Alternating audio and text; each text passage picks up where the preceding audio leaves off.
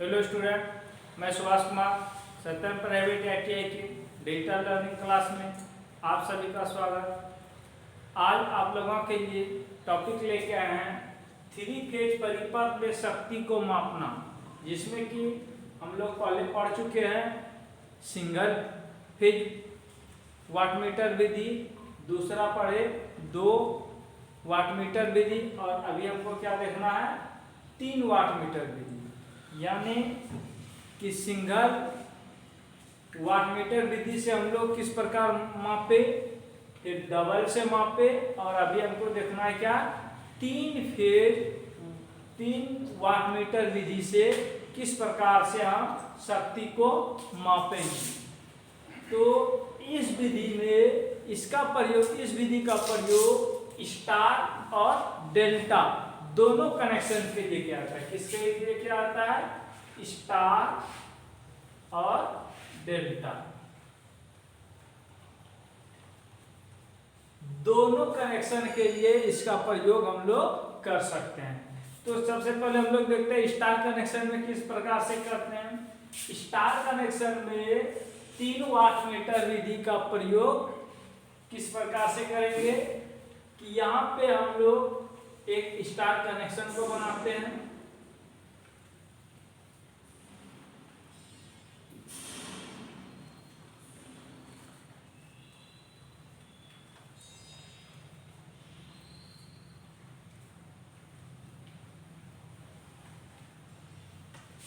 Star connection बनाए। Star connection में क्या होता है कि जैसे ये A है, ये A', ये B है, ये B', ये C और ये C', यानी तीनों का अंतिम सिरे को एक साथ एक बिंदु पर जोड़ देते हैं और उसी से हम लोग क्या निकालते हैं, न्यूट्रल पॉइंट निकालते हैं।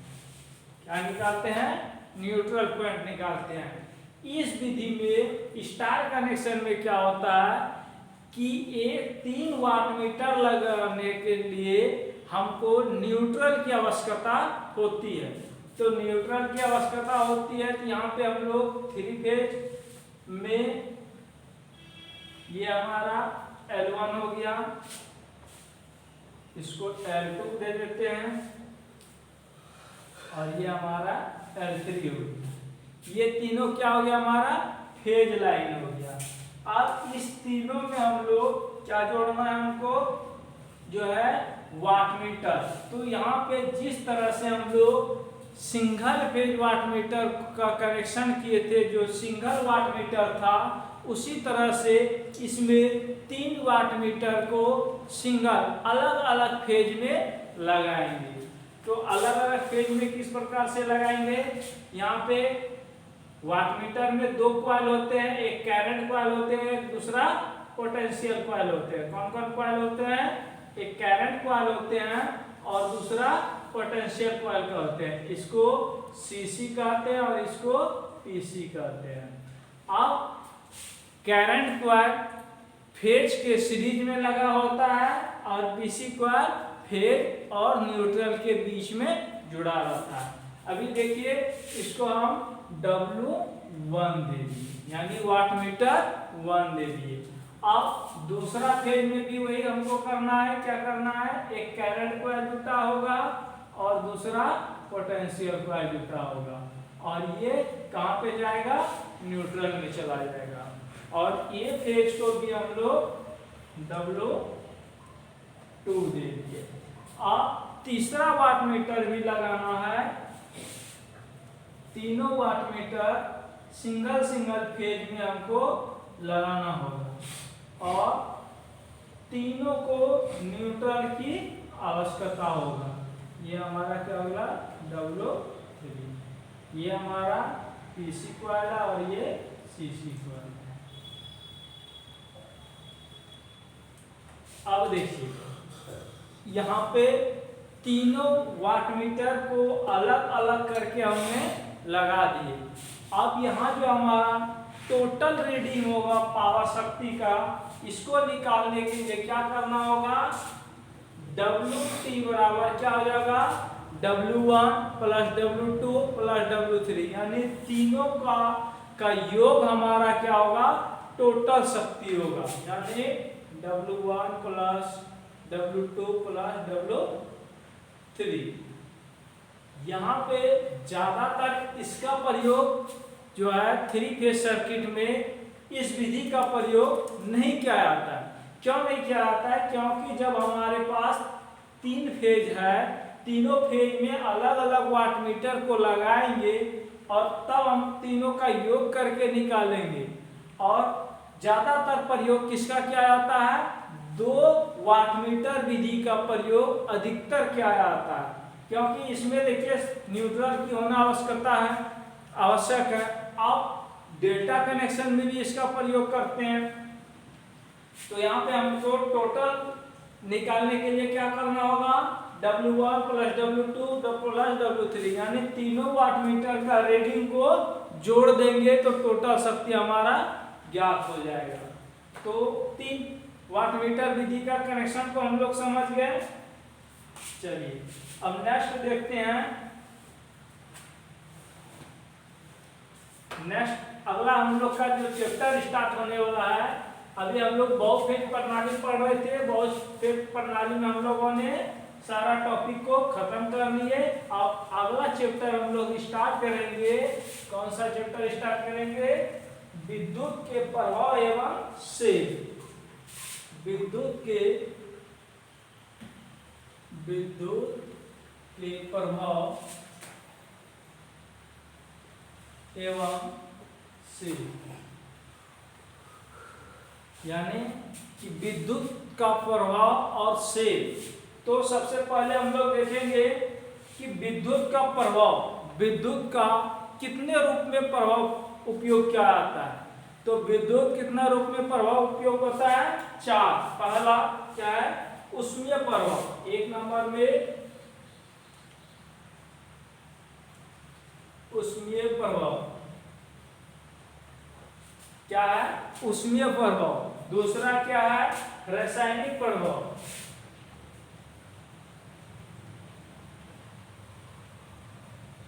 रासायनिक प्रभाव। और तीसरा क्या है, चुंबकीय प्रभाव।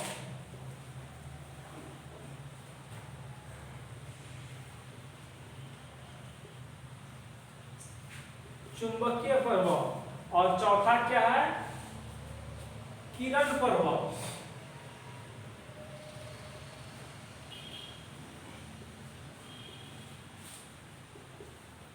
यानी कि 4 प्रभाव, विद्युत के प्रभाव कितने होते हैं, 4। सबसे पहले क्या है, उष्मीय प्रभाव। इसका उपयोग हम लोग उष्मीय प्रभाव के रूप में करते हैं। कैसे, सबसे विद्युत क्या है, विद्युत को हम खुली आंखों से क्या करते हैं, देख नहीं सकते हैं। इसका क्या करते हैं, हम लोग अनुभव करते हैं। तो उष्मीय प्रभाव, उष्मीय प्रभाव का उपयोग कहाँ पे किया जाता है, जैसे लैंप हो गया, हीटर हो गया। इसमें हीटर में करते हैं, प्रेस में करते हैं, हीटर में करते हैं, प्रेस में करते हैं। और कहाँ पे करते हैं, ओवन में करते हैं, सोल्डिंग आयरन में करते हैं। ये सब क्या प्रभाव है, विद्युत का उष्मीय प्रभाव। क्योंकि हीटर में हमको टेम्परेचर चाहिए, प्रेस में भी टेम्परेचर चाहिए, सोल्डिंग आयरन करेंगे उसमें भी टेम्परेचर चाहिए।